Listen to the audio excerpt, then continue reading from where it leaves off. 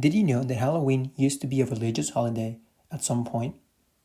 Nowadays, Americans spend over $10 billion each year celebrating Halloween. It has become a worldwide celebration centered on trick or treating and wearing funny costumes. A tradition that is celebrated in different ways and different days around the world, and in some cases, even overshadowed by other celebrations. Let's look at how Halloween has expanded throughout the world and traditions that replace it. Halloween probably started with the ancient Celtic festival of Samhain, a celebration of the end of harvest season and beginning of winter.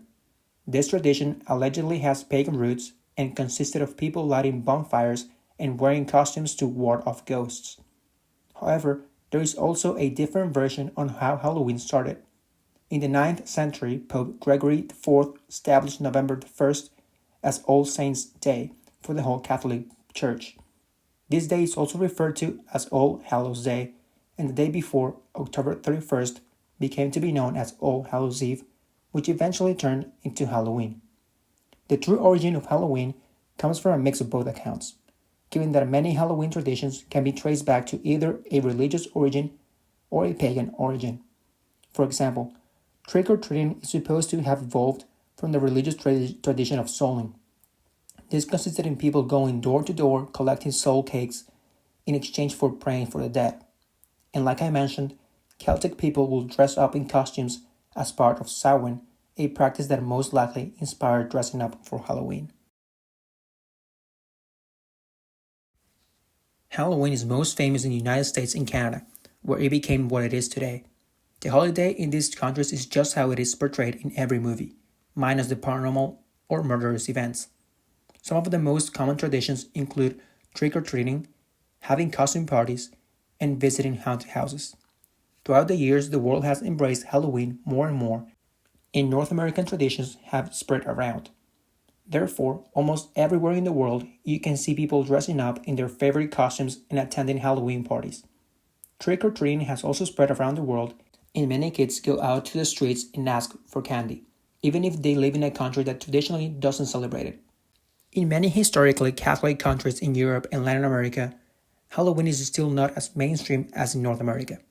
People in these countries tend to observe or celebrate November 1st or 2nd instead.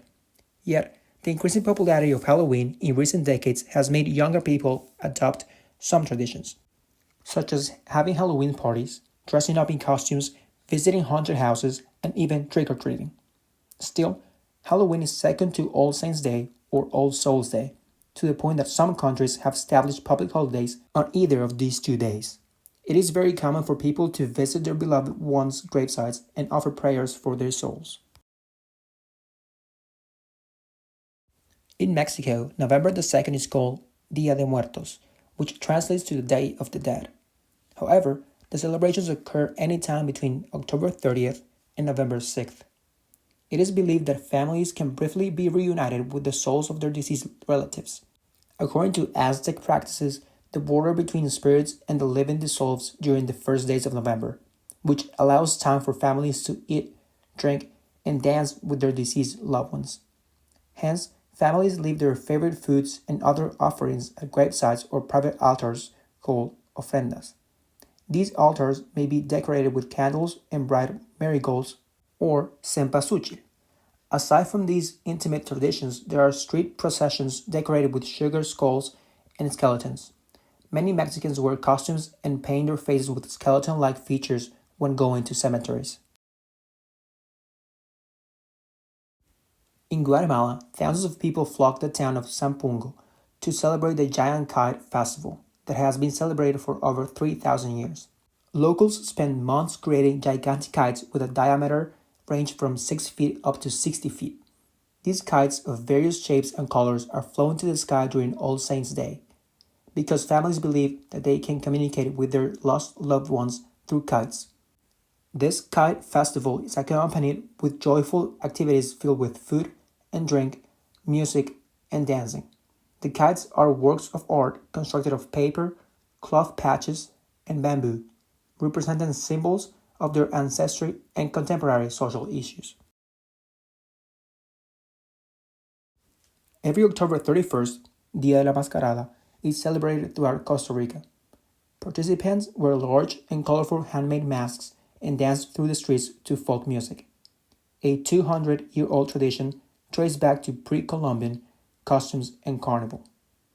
The most significant parades occur in Cartago, Escazú, and Barba de Heredia, well-known cities for their mask-making skills. These aren't your typical masks, but rather intricate, oversized papier-mâché heads representing characters from pop culture, mythology, and political figures. The Cimarron Band's music played during the parade is also one of Costa Rica's oldest traditions. In Italy, All Saints' Day is called Ognissanti. The tradition dates back to the 4th century. Ognissanti is a day for Italians to honor the martyrs and saints of the Catholic Church. The following day, November the 2nd, is known as Giorno dei Morti, or Day of the Dead. Although this is primarily a time to be with family and attend Mass, each region has its own rituals and traditions.